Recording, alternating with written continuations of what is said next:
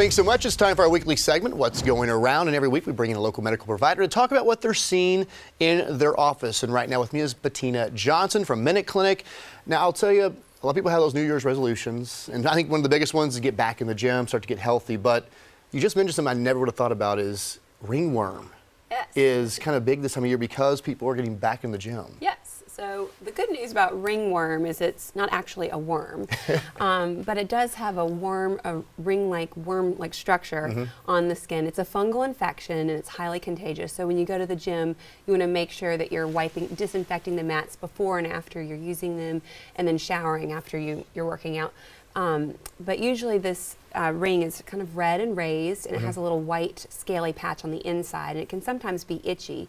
It can affect anywhere on your body, including the soles of your feet. That's another type of tinea infection, a fungal infection called athlete's foot, or jock itch in your groin area. But the ringworm itself is not usually going to be on the palms of your feet or on the palms of your hands or the soles of your feet.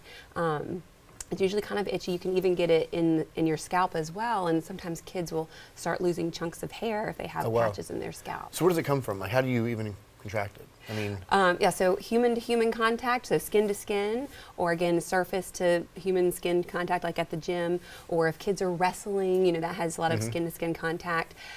Even you can get it from your animals, so cats and dogs, if you're touching and petting them and they are carrying it, you can also get it yourself. It's important to wipe down the machinery before you even get on it, not just after you leave it. Before and after, yes. And what else are you guys seeing right now in the clinics? I know people come back from their vacations, New Year, so. Yeah, still lots of upper respiratory infections, so just, you know, continue with hand washing, and then, you know, eating a good diet and getting lots of rest. That's super important.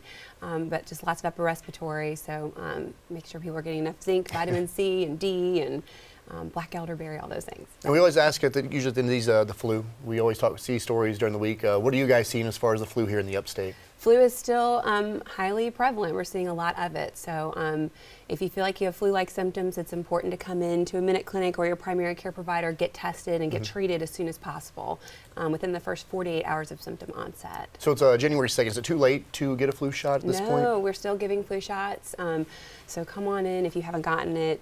Flu vaccines do save lives. So get vaccinated if you haven't gotten it done so yet. So important thing, if you're going to head back to the gym, which you should, you know, try to get healthy if you want to do that, but wipe down your machines because ringworm is probably not a fun thing to have. No. How long does it last? It's usually, well, you have to treat it with some over-the-counter products. You can get some Lamisil or Lotrimin, but just make sure you treat it consistently until the lesion is gone. And then once it's gone, you want to keep putting that cream on there as directed about 2 weeks beyond the lesion healing up to make sure it's completely gone. All right. Well, thanks so much for coming in. It's good to see you again. Thank you.